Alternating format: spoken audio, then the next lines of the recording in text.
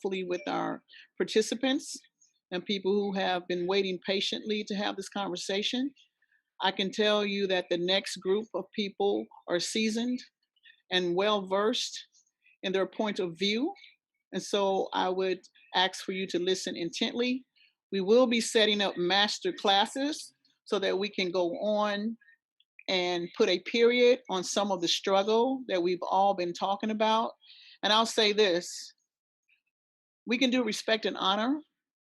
We can respect our ancestors for who they were and what they did in their lifetime. We can honor them by naming streets after them or schools. But somehow in my heart, I believe that they want us to do something different now. They want us to do more than just survive and pass this war on to the next generation. I hear their voices in my soul saying, you are drowning in a teaspoonful of water. If you believe the God you say you serve, by whatever name you choose to call him, that God will go with you into battle for righteousness. And that is what we're standing for today. So, without further ado, I'm going to introduce Mr. Nehemiah, I believe is up. Brother Asi. Each other on.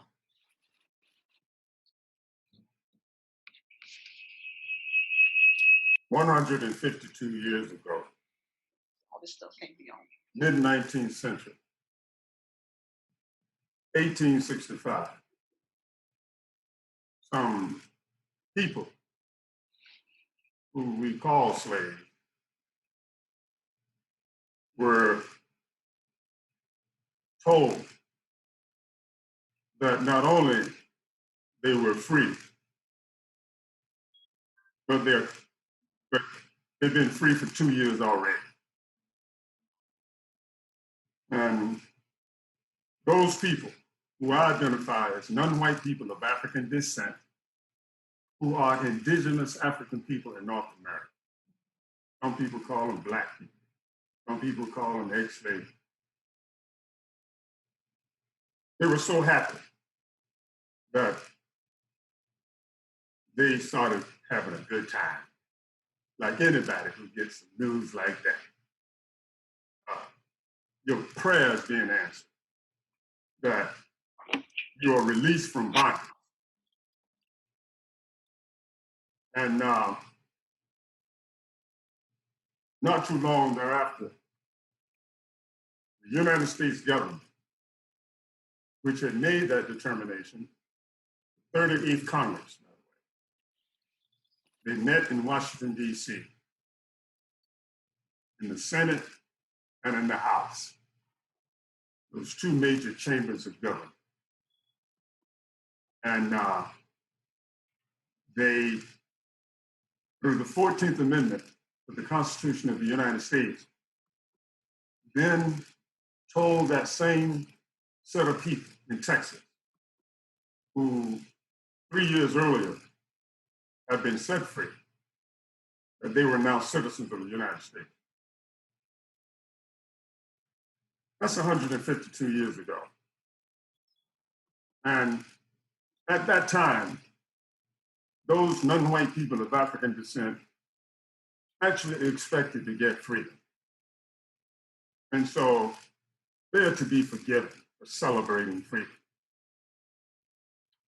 152 years later, now that we know that they didn't get their freedom, and now that we know that we are only a couple of inches removed from that same situation that they were in, we are not free. I think we have to question celebrating Juneteenth. Obviously, I'm willing to participate in whatever programs are given on Juneteenth because it's an opportunity to be about the business that we should be about every day, not just when an incident of tragedy occurs and we then have to get outside of ourselves and do things that we would ordinarily do just to get attention to say, Hello. It's been 152 years, baby. Some say 400 years. But we keep going through this cycle. So back then, I did not know. I only expected that I would get my freedom. But I knew that one day I would become me, whom I am. And I would see clearly what that was about. And so I look at it through the eyes of the victim. I'm a victim now, same victim from then. And I speak with authority about my victimization because I understand it. And so my disposition to the 38th, 39th, and the 40th Congress, which were the Congresses that oversaw the 13th, 14th, and 15th Amendments and enacted them. This is my disposition as a victim. It is not your place to declare me free. It is your place, however, to atone for attempting to make me less than free.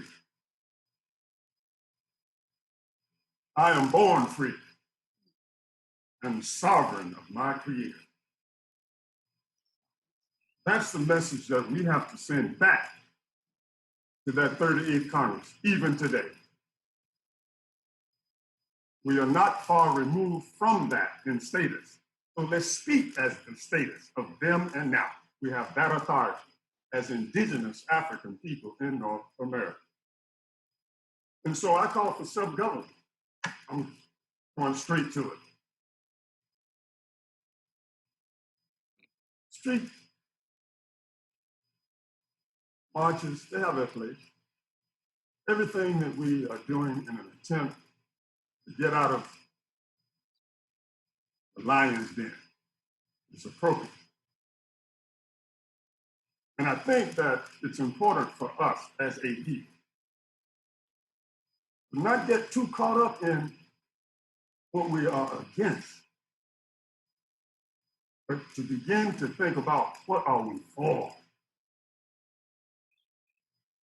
You can get caught up in fighting something and not recreating who you are in the process. So we have to start thinking about self-government. Self-government for non-white people of African descent who are the indigenous African people in North America can range from the people in aggregate having complete and total independence from the United States with a territory of their own, to individuals of the people while maintaining political allegiance to the people, remaining dispersed in and among the contiguous states and territories of the United States. The logic of self-government for non-white people of African descent in the year 2020 is that self-government appears to be the only option for the people to gain protection. Protection. I heard Sister say that earlier. That she wants her boys protected.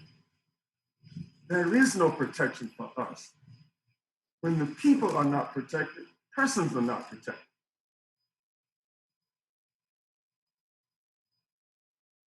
Whereas the 13th Amendment to the Constitution of the United States, enacted December the 6th, 1865, is purported to have freed the people. It can be argued that the people are indeed not free. And whereas the 14th Amendment to the Constitution of the United States, enacted July the 28th, 1868, under its Equal Protection Clause, is purported to have created protection for the people.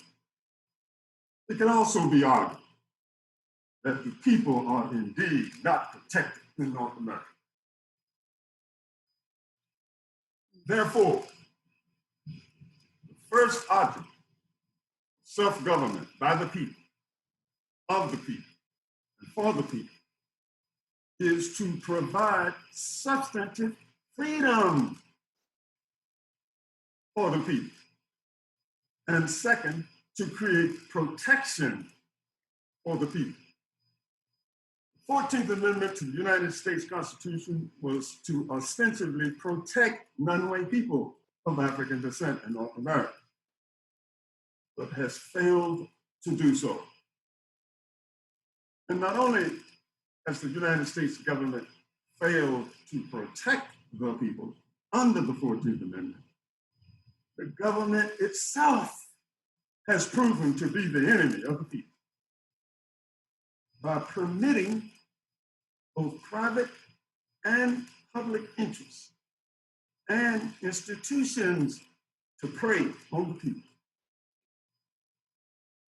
For 152 years, the people have been marching on a political treadmill toward freedom and justice in North America, helpless and exposed to predators of every type, primarily because the people are subsumed under the jurisdiction of the United States by the 14th Amendment and are subsumed under the pretense that all peoples with citizenship status by way of the 14th Amendment are equal under law. One cannot mix unequal things and reasonably expect to get all things equal. One cannot mix unequal things and reasonably expect to get all things equal. Oil and water do not create a solution. Yet, by enacting the 14th Amendment to the Constitution of the United States in 1868, bringing non-white people of African descent under US law, that's exactly what the government of the United States pretended. And it has literally decimated the people. So goes the person, so goes the people. Persons are broken when the people are broken. And families are obliterated when the people are obliterated. In the mid to late 19th century, at the very juncture in US history when the government had the opportunity to resolve the plight of the people, that is, to acknowledge the people, to consider the people, and to provide the basis for the people to be protected, government stood by and allowed private persons, nationalist militias, and officers of state under posse comitatus across the 11 southern states that had theretofore been in rebellion against the United States, as well as in other states, to displace the people from the land, an undertaking from which the people here in the 21st century have yet to recover. Meanwhile, non-white people of African descent, who are the indigenous African people in North America, remain trapped in US citizenship. And as much as it goes against the grain of the people's way of thinking to separate themselves from other populations who they share citizenship with, separation of national interests appears to be the only solution for bringing love, truth, peace, and equality, which is justice, to bear in the people's affairs. The people have tried trusting the United States government for a century and a half, only to have that government trick the people time and again. The people have tried inclusiveness, where the people have suppressed their specific concerns in the interest of the concerns of all populations with whom they share citizenship, only to be run over and left in the dust of the road to a better quality of life. Civil rights, affirmative action, equal opportunity, diversity, citizenship, the New Deal, the new frontier, a colorblind society, Keynesian economics, laissez-faire economics, a trickle-down economy, Marxist socialism, Negroes, Black people, colored people, people of color, African Americans, are all relativistic terms, words, concepts that have not and will not serve to protect the people. It is now time for the people, the affected people, specifically non-white people of African descent, who are the indigenous African people in North America, a heretofore unacknowledged people, to be acknowledged, so that by way of acknowledgement, they are properly considered among people, not only of this land, but of the world. Only acknowledgement, beginning with self-acknowledgement, will create the vacuum that draws to the people that level of consideration that provides the basis for the protection of the people. I respect and honor Dr. Imari Abubakar Obadeli. Respect and honor Benjamin Pat Singleton. Respect and honor